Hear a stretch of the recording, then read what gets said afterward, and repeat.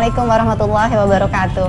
Berjumpa lagi dalam program Sakinah yang mengangkat perempuan-perempuan inspiratif yang mungkin akan dapat memberikan manfaat untuk Anda pemirsa Sakinah dimanapun Anda berada, bersama saya Nuding Hairani.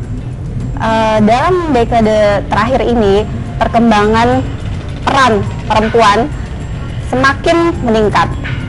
Tamu kita kali ini, beliau adalah seorang karyawan di sebuah perusahaan telekomunikasi, juga seorang ibu rumah tangga.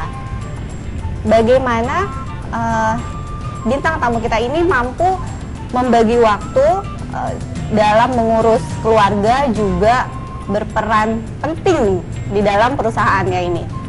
Mari kita langsung temui Mbak Retno Kristiani. Halo, assalamualaikum Mbak. Waalaikumsalam warahmatullahi wabarakatuh. Akhirnya ketemu juga setelah sekian lama berhubungan selalu lewat dunia maya. Senang banget. Oke Mbak D, saya biasa panggilnya Mbak D ya. Nggak apa-apa ya Mbak D aja ya. Mbak D ini seorang blogger aktif, seorang bisa dibilang travel konsultan juga, seorang karyawan yang mempunyai posisi cukup tinggi lah di perusahaannya, yang didominasi lelaki. Itu yang akan kita angkat dalam episode kali ini. Oke Mbak Ade, Anda adalah salah satu sosok wanita berperan ganda sebagai ibu rumah tangga juga sebagai karyawan. Apa yang Anda rasakan dengan kedua peran yang Anda lakukan secara bersamaan sekarang ini? Oke, sebenarnya banyak peran sih. Karena sebagai perempuan kita pasti multiple peran ya. Pertama kita harus sebagai istri, sebagai ibu, sebagai karyawan, dan kita harus sebagai teman untuk lingkungan gitu. Dan peran saya termasuk orang yang cukup aktif lah. Jadi untuk membagi waktu antara rumah dengan pekerjaan kantoran ya cukup menyita waktu, cukup menyita tenaga, tapi saya berusaha menyeimbangkan dua-duanya gitu sih. Bagaimana caranya Mbak? Apalagi sekarang ini kan Mbak Ade lagi banyak seminar ya, keluar kota gitu. Lalu anak-anak, kantor juga urusan mungkin memanage. Ya. Kalau saya sih sehari-hari kalau misalnya di kantor ya fokus dengan pekerjaan, fokus memikirkan kontribusi apa nih yang bisa saya berikan untuk perusahaan gitu kan. Tapi begitu saya pulang ke rumah, saya kayak punya tombol switch off untuk semua pekerjaan. Jadi biasanya saya nggak menyentuh gadget di rumah. Jadi saya fokus ke anak-anak gitu. Langsung jadi ganti baju gitu ya. Langsung ganti baju, makan sambil nemenin mereka belajar. Jadi mereka belajar di meja makan biasanya. Gitu. Itu bisa ketika kita punya suatu tanggung jawab di kantor yang mengharuskan kita harus berkomunikasi terus-menerus. Terus ketika di rumah itu harus diletakkan gitu kan, gadget kita tidak menerima komunikasi dari kantor lagi. Itu oleh kantor mereka sudah tahu atau mereka paham lah, karena pada saat mereka merekrut saya sebagai karyawan kan itu udah pasti lah. Mereka tahu bahwa saya seorang ibu dari 2 orang anak. Jadi memang kalau saya udah bilang begitu saya di rumah saya seminim mungkin untuk selesai urusan kantor. Kecuali kalau misalnya memang ada masalah yang penting, biasanya saya ditelepon gitu aja. Kalau udah ditelepon berarti itu udah super duper penting yang saya harus angkat gitu. Jadi kalau bukan urusan yang terlalu penting ya sudahlah begitu. Kalau email dan lain-lain saya masih bisa mungkin cek setelah anak-anak tidur atau pagi gitu sebelum berangkat ke kantor gitu. Oke. Kita berbicara soal karir Anda di luar rumah ya. Sebagai karyawati, posisi yang Anda jabat saat ini dulunya itu lebih banyak dipegang oleh pria. Apakah Anda mengalami masa seperti diragukan kemampuan oleh atasan, atau bagaimana cara untuk mengatasi mungkin ada orang yang membicarakan Anda tidak punya kapabilitas, tidak punya kemampuan untuk posisi ini? Sebenarnya ada nggak yang kayak gitu? Ada banyak. Karena background saya juga kan STM. Jadi perempuan di STM itu udah luar biasa juga gitu, nggak banyak dan jarang banget. Angkatan saya cuma sekitar 30 orang ya dari 100 orang. Jadi berada sebagai minoritas sudah biasa. Begitu memasuki industri telekomunikasi di mana saya juga bukan berperan di mungkin finance atau yang lingkungan yang biasa didominasi perempuan juga, sales misalnya, tapi saya lebih ke technical. Gitu. Jadi itu satu lantai saya perempuan sendiri udah biasa juga. Jadi begitu masuk dunia ini ya udah biasa jadi kaum minoritas. Dan untuk menduduki posisi yang terakhir ini ada cerita lucu juga. Jadi pada saat rekrutmen interview sama direktur waktu itu, mereka meragukan kemampuan saya. Begitu melihat CV saya, langsung dilihat perempuan, tahu apaan nih gitu. Tapi ya saya coba jelaskan apa yang pengalaman saya dan apa yang sebelumnya, dan kira-kira supaya mereka nggak nyesal nantinya ngerekrut saya seperti apa. Apa yang Anda lakukan untuk menggali kemampuan Anda dan membuktikan kepada mereka yang meragukan kemampuan Anda itu? Beratnya adalah berarti saya harus bekerja 2 kali lebih keras daripada laki-laki.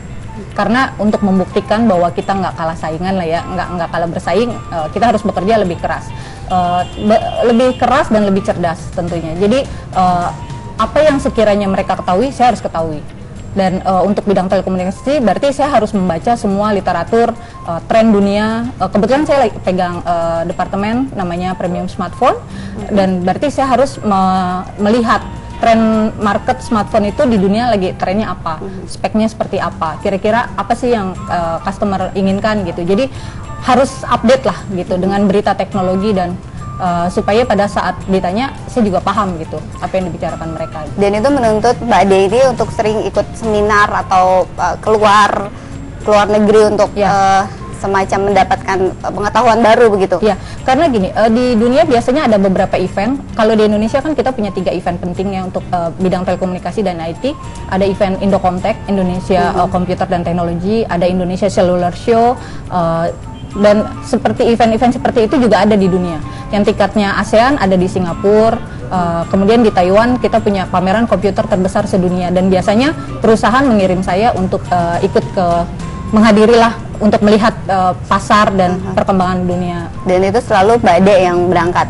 Iya, gantian bersama tim tapi tiap bulan pasti berangkat. Oke. Jadi Mbak Ade ini pemirsa punya tagline yang agak unik menurut saya. Gagah, gemulai, lembut, perkasa. Ya, betul. Jadi banget itu maksudnya apa sih?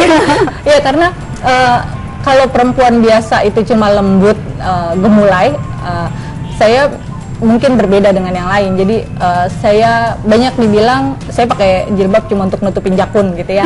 Karena ada keperkasaan di balik tampilan saya yang mungkin terlihat perempuan sekali. Secara gitu. background STM, ya, bekerja di lingkungan laki-laki, sudah terbiasa dengan para lelaki itu ya. Berarti terbiasa dengan para lelaki dan alat-alat teknologi. Gitu. Bagaimana sikap atau perilaku mereka ke Mbak Ade sebagai seorang perempuan satu-satunya? Kan seperti semacam bidadari di kawasan perompak gitu. Yang pasti mereka jadi respect gitu ya. Yang tadinya underestimate bahwa nggak menyangka bahwa perempuan bisa mengerti teknologi sedemikian dalam, tapi begitu ngobrol, begitu tahu sepak terjang saya, mereka jadi respect ke saya. Dan apalagi dengan tampilan saya yang nggak biasa di mata. Mungkin kalau teman-teman di kantor udah biasa, di lingkungan di negara Indonesia udah biasa, tapi begitu saya represent perusahaan dan represent negara ini ke negara lain, itu menjadi keistimewaan tersendiri lah. Jadi sekalian dakwah hitung-hitung. Amin. Seberapa berat tanggung jawab yang Anda pikul di perusahaan tempat Anda bekerja sekarang? Sekarang saya bertanggung jawab untuk product development ya. Jadi smartphone untuk kelas premium apa sih yang perusahaan akan punya, yang akan kita beli, yang akan kita customize dan akan kita lempar ke pasar gitu. Dan tentunya untuk membuat rangkaian produk kita harus membuat roadmap kan. Dan itu kita harus lihat tren lagi di pasar, trennya seperti apa dan kira-kira keinginan pelanggan sejauh mana sih, apa yang perlu saya buat, apa yang enggak gitu. Jadi dan smartphone ini sekarang kan lagi booming lagi jadi sorotan utama gitu. Jadi kalau sampai produk yang saya luncurkan di pasar itu dibilang gagal atau judulnya premium tapi kok nggak premium gitu, itu merupakan kayak kalah aja gitu saya bersaing di sana, kayak gagal gitu. Jadi menurut Anda apakah Anda berhasil gitu? Apakah ada tolak ukur keberhasilan gitu? Berhasil atau enggak? Kalau berhasil secara di kantor, ya tentunya saya melihat dari angka penjualan, angka penggunaan telepon itu sendiri gitu ya. Jadi kalau jumlah penggunanya semakin meningkat tahun per tahun, dan kita kan juga dalam perusahaan ada target. Kalau saya udah achieve target, ya berarti saya bisa bilang bahwa apa yang saya hasilkan itu sukses gitu, berhasil. Oke, tahan dulu ya Mbak. Nanti di segmen kedua kita akan berbicara lebih dalam soal keluarga. Oke, pemirsa Sakinah, nanti di segmen kedua kita lanjutkan kembali perbincangan dengan Mbak Ade setelah pesan-pesan berikut.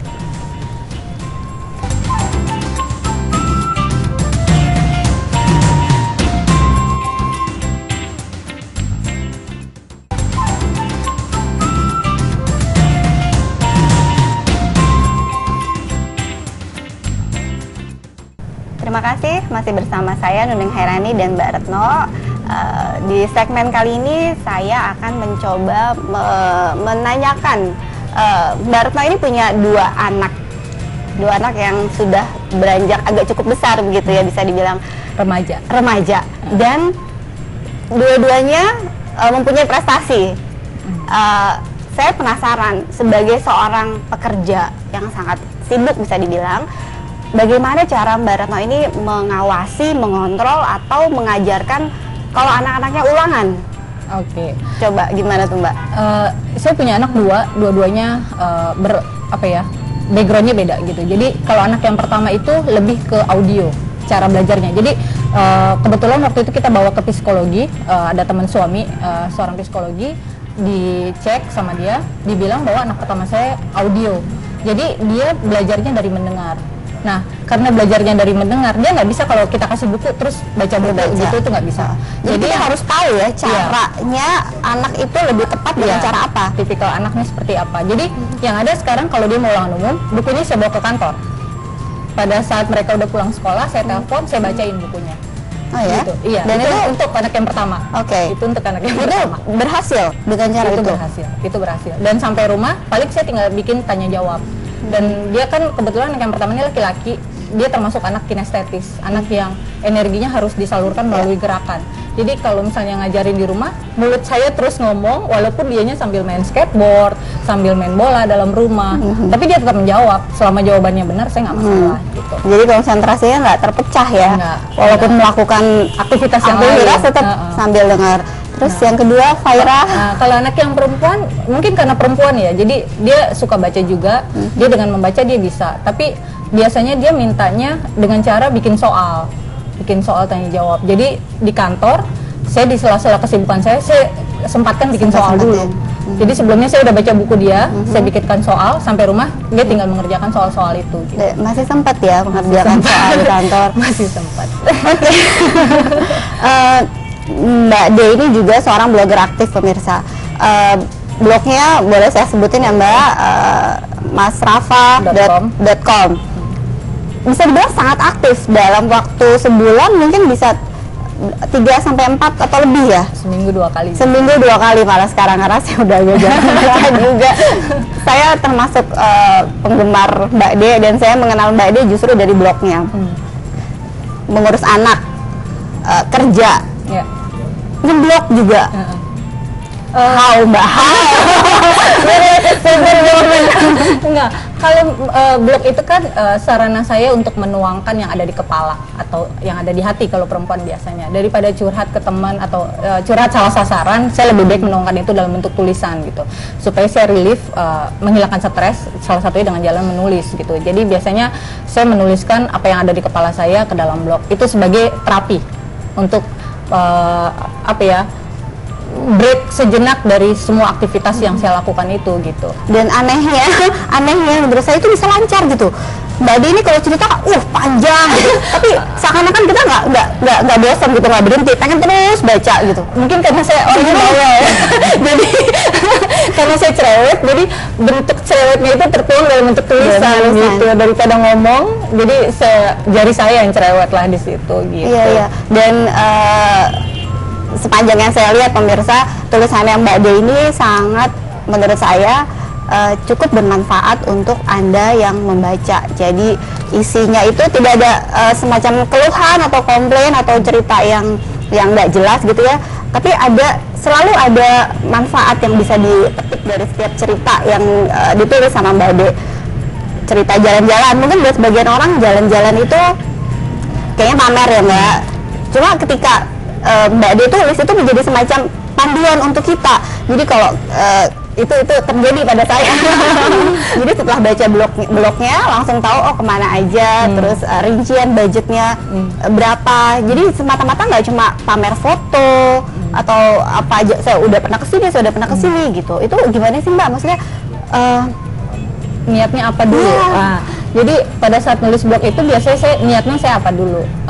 Awalnya kan karena saya sakit, jadi saya ingin menceritakan kondisi saya saat sakit. Oh iya, Mbak D ini juga seorang penyuluh TBC tulang, maaf di depan saya lupa sampaikan. ada tambahan satu lagi kan?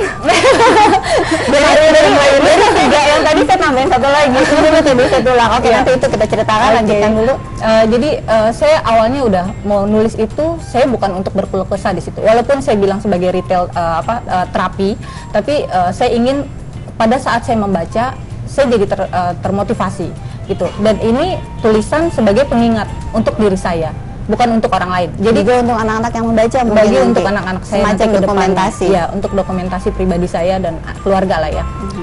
Dan pada saat menulis itu saya berusaha menuangkan yang saya ingin lihat di kemudian hari. Jadi saya nggak pengen tulisan saya hanya berkeluh kesah. Suatu saat saya baca ulang, saya ngapain sih nulis kayak gini aja ditulis gitu, kok cengeng banget sih. Saya nggak mau dan saya sendiri ada kesan seperti itu. Jadi saya ingin bermanfaat buat orang lain walaupun hanya sekedar melalui tulisan gitu. Dan itu work. Iya, alhamdulillah banyak komen positif lah melalui email, SMS, Facebook. Itu pada bilang terinspirasi katanya. Betul, saya salah satunya Mbak Dwi. Kembali ke tadi, penyuluh TBC tulang, bisa diceritakan mengenai apa sih? Tahun ini genap 10 tahun saya bebas dari penyakit TBC tulang.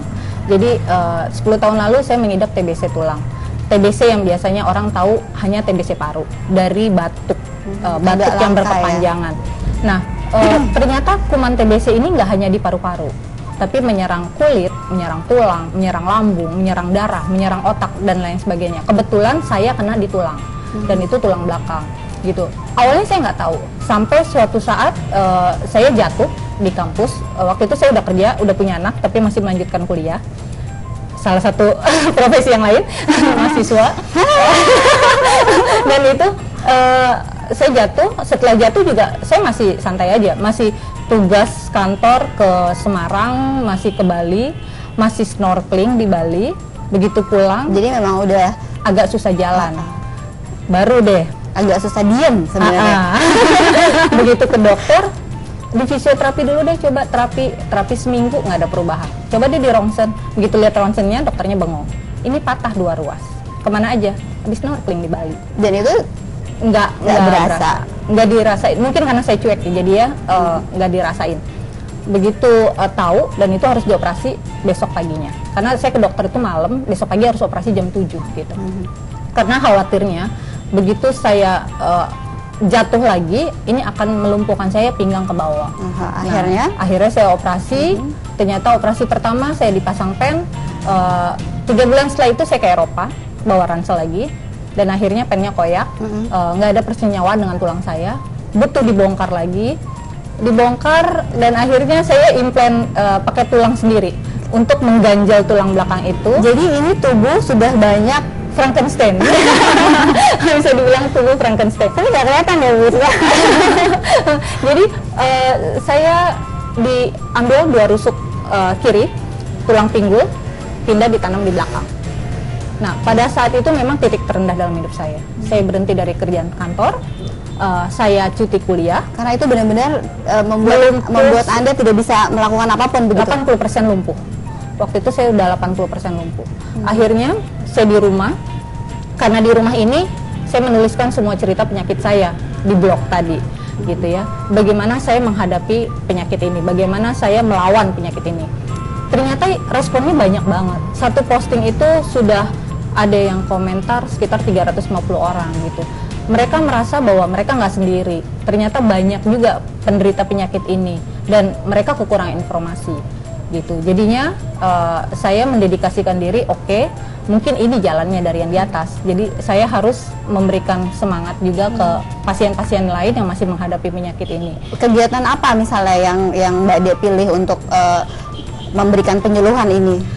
Dari yang simpel ya, biasanya mereka email nanya obatnya apa aja, tindakannya harus apa, saya harus ke dokter mana, berapa lama penyembuhannya. Membalas-balas email itu sehari bisa 10, 15, 20. Dan datang juga mengunjungi mereka ya? SMS juga, telepon juga. Dan yang beberapa tahun terakhir ini saya lakukan adalah bertemu pasien. Jadi saya datangi rumah sakit, dari satu rumah sakit ke rumah sakit lain, atau ketemu dengan mereka yang sudah selesai operasi, yang sudah sembuh. Jadi untuk berbagi cerita. Itu nggak hanya di Jakarta. Saya lakukan ke Bandung, saya lakukan ke Jogja. Oke. Bulan ini rencananya mau ke ke Bali juga ketemu pasien juga. Saya boleh ikut. Sebentar ya Mbak. Nanti segmen kedua saya masih mau lanjutin soal TBC tulang itu karena itu cukup unik ya, agak jarang gitu. Pemirsa jangan kemana-mana, saya dan Mbak Retno akan segera kembali setelah pesan-pesan berikut.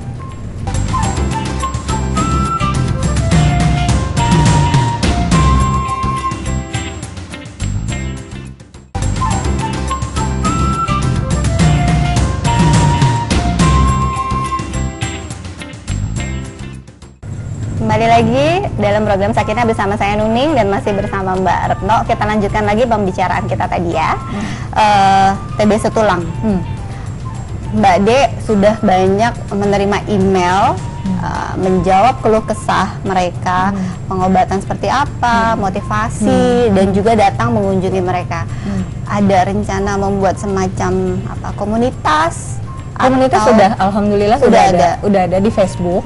Jadi ada komunitas TBC tulang belakang.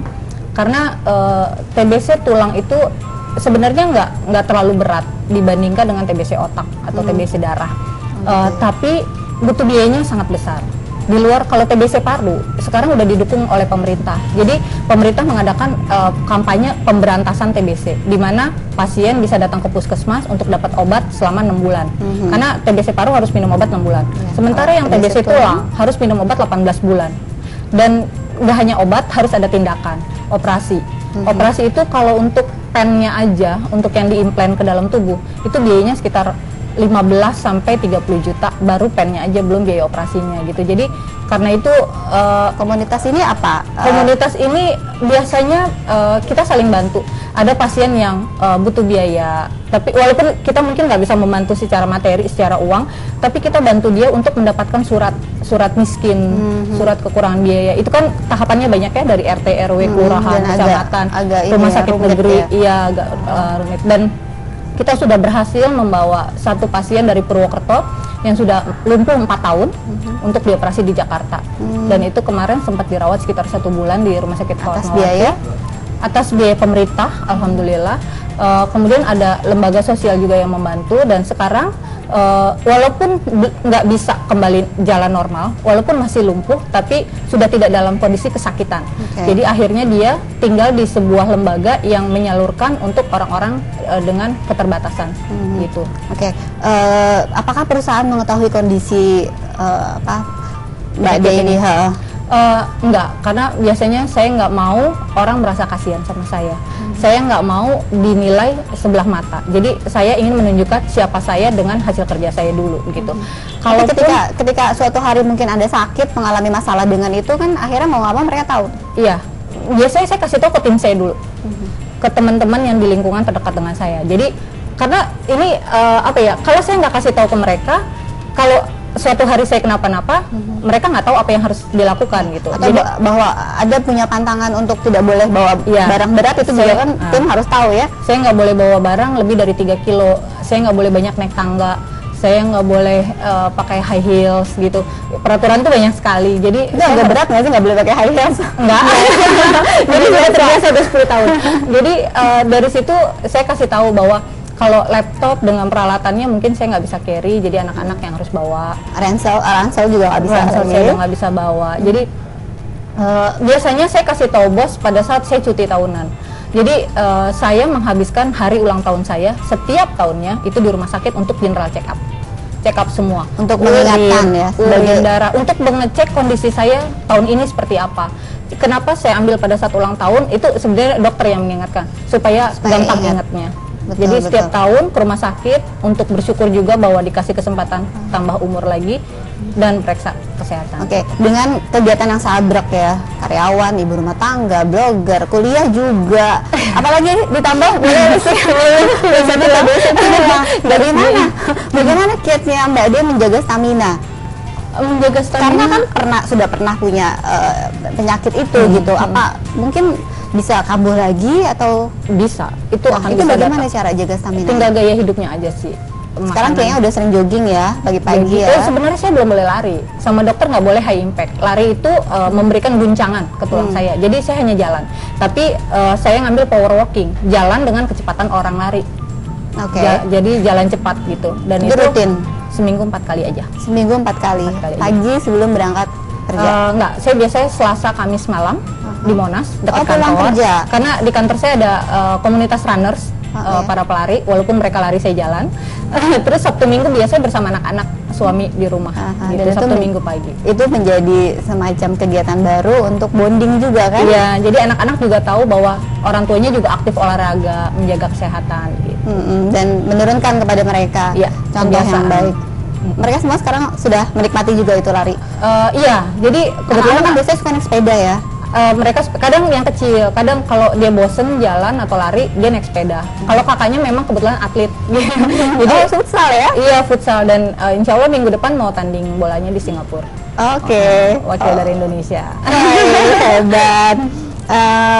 Oke, saya mau tanya, apa sih misi hidup Mbak Ade ini? Saya lihat, terus terang saya orang yang mengagumi Mbak Ade. Apa sih misi hidupnya? Apa sih obsesinya? Jadi selanjut ke depannya, semenjak saya sakit itu, saya merasa bahwa Tuhan memberikan kesempatan kedua buat saya, bahwa saya merasa saya dilahirkan kembali dengan kesempatan yang sudah dikasih Tuhan. Dengan saya harus merasa bersyukur. Cara mensyukurinya adalah saya mencoba untuk bermanfaat bagi orang lain. Itu aja. Bermanfaat untuk keluarga, bermanfaat untuk perusahaan dengan memberikan kontribusi yang terlihat, bermanfaat untuk orang-orang di sekitar saya dengan menjadi penyuluh TBC tulang secara tidak langsung, dan memberikan manfaat lewat tulisan-tulisan saya. Mana yang paling Anda nikmati dari sekian title itu, Mbak? Saya menikmati semua. Dia juga jago membuat kue loh. dulu ini cerita-cerita di blognya banyak buat kue. Dulu gitu, masih jualan juga, sempat jualan baju renang juga kan. Dan cukup maju ya, sampai sempat juga diliput media. Iya, 3 kali TV, 7 kali majalah. Jadi karirnya tuh banyak sekali gitu. Karir. Mana sih yang paling dinikmati Mbak Ade? Ibu rumah tangga lah pastinya. Sampai KTP saya pun bukan karyawati. Ibu rumah tangga. Ibu rumah tangga. Mengurus rumah tangga. Mengurus rumah tangga. Jabatan di KTP. Biasanya sampai rumah jam berapa? Jam 8. Jam 8. Anak-anak masih sempat nungguin anak-anak. Sejam 2 jam. Gimana cara menjaga prestasi mereka? Motivasi. Selain ketika ulangan kita sebagai ibu gitu membantu mereka. Memberikan motivasi untuk mereka itu udah pasti. Jadi saya bilang ke mereka bahwa kita mendukung. Kami orang tua hanya mendukung apa yang mau mereka lakukan gitu. Kalau sekarang sih jadi orang tua nggak bisa cuma nanya ke anak cita-citanya mau jadi apa nak, udah nggak bisa lagi. Harus memberikan arahan. Iya. Percuma kalau anak menjawab tapi kita nggak ada dukungan baik secara materi atau motivasi gitu ke anak. Jadi saya arahkan mereka, motivasikan mereka ke depannya mereka mau seperti apa, dan mari fokus ke situ gitu. Kita dukung ke situ, tapi mereka juga harus fokus di situ. Oke, ini ada satu pertanyaan yang dari dulu saya pengen tanyain ke Mbak Ade, mumpung saya ingat. Mbak Ade ini kan jago ya urusan gadget gitu, update ngoprek gitu, alat dibuka terus dibenerin lagi gitu. Mungkin bagi sebagian ibu-ibu perempuan lihat yang kayak gitu aja udah males gitu kan. Terus anak-anak melihat sosok ibunya sebagai seorang yang hebat dalam dunia pergadgetan gitu. Apa tanggapan mereka? Bukan seperti ibu-ibu kebanyakan yang mengerjakan hal-hal pekerjaan yang lebih perempuan, mungkin sekretaris atau apa gitu. Ini kan benar-benar dunia laki-laki gitu yang Mbak Ade. Justru karena mereka melihat saya tiap hari berkecimpung dengan perangkat-perangkat itu, dan saya juga melibatkan mereka. Jadi perangkat apapun yang saya bawa pulang ke rumah, saya minta mereka coba. Karena dari mereka saya dapat insight, saya dapat masukan. Walaupun mereka anak-anak, saya dapat masukan kira-kira di mata mereka perangkat yang saya bikin ini seperti apa. Apakah lambat, apakah kurang, desainnya kurang oke, warnanya nggak bagus. Itu mereka kan lebih jujur kan kalau anak-anak.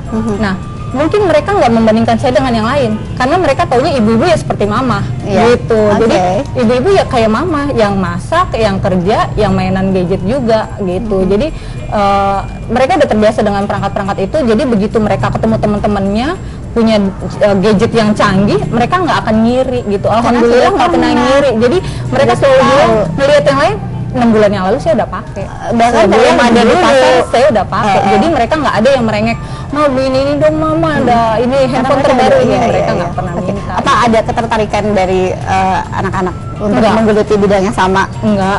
Karena saya yang kedua desain. Jadi menggambar dan sekarang lebih ke fashion design. Oh ya? Iya, sampai dia itu kelas 2 SD, tapi dia udah bilang aku nggak mau SD yang biasa. Maunya? Aku mau sekolah desain aja, ada nggak untuk anak umur 7 tahun? Dan saya belum menemukan itu di Indonesia.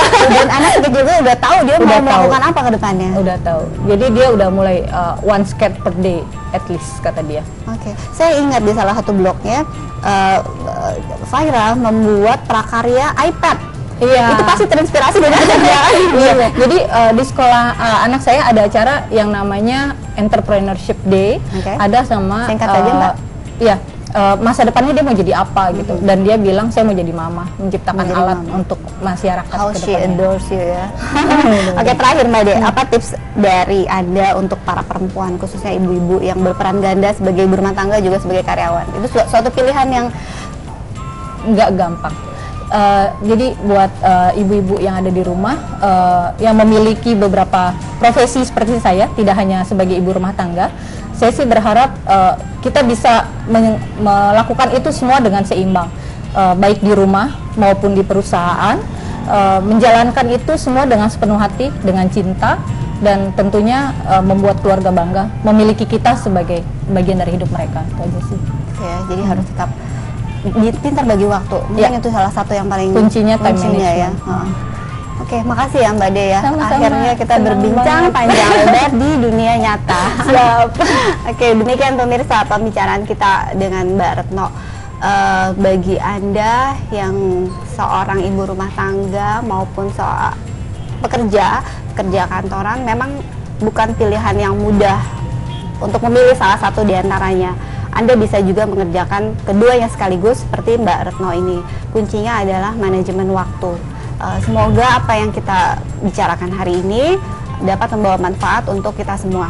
Saya Nuning Hairani pamit undur diri, sampai ketemu episode berikutnya. Assalamualaikum warahmatullahi wabarakatuh.